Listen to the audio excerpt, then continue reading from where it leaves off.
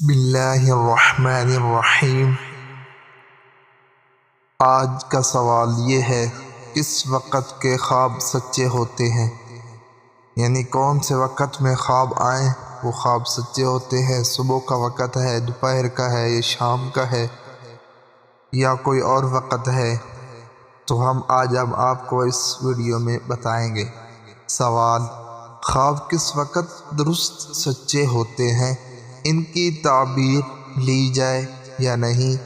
جواب: حضرت ابو سعید خدری رضی اللہ تعالی عنہ نبی کریم صلی اللہ علیہ وسلم سے روایت کرتے ہیں کہ آپ صلی اللہ علیہ وسلم نے فرمایا، رات کے پچھلے پہر کا خواب زیادہ سچا ہوتا ہے۔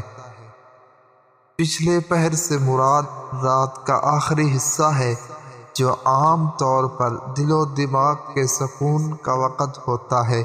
اس وقت اللہ تعالیٰ کی خاص رحمتیں اور فرشتے نازل ہوتے ہیں، نیز دعائیں قبول ہوتی ہیں۔ اس لیے اس حدیث کی روح سے اس وقت کا خواب زیادہ سچا ہوتا ہے۔ تاہم اس حدیث پہ دن کے خواب کے سچے ہونے کی نفی نہیں، بلکہ رات کے آخری پہر کے خواب کے زیادہ سچے ہونے کا ذکر ہے۔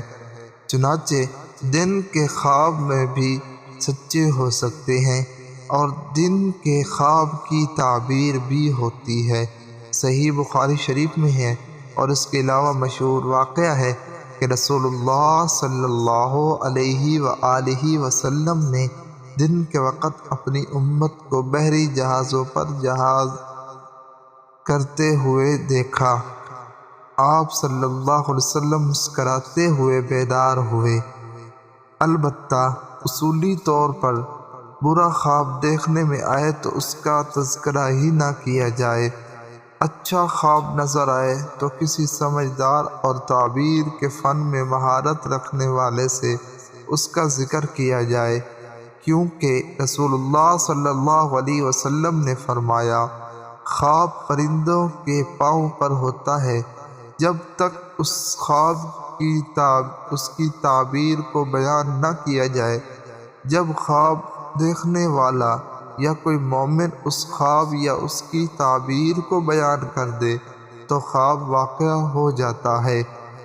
راوی کا کہنا ہے کہ میری داست میں آپ نے یوں بھی فرمایا کہ خواب کسی عاقل، سمجھدار یا محبت رکھنے والے کے سامنے ہی بیان کرو، اور اگر کوئی برا یا ڈراؤنا خواب دیکھے تو جیسے ہی آنکھ کھلے بائیں طرف تھتکار کر اعوذ باللہ من شر ھذہ الرؤیا پڑھ لینا چاہیے، اور یہ خواب کسی سے بیان نہیں کرنا چاہیے۔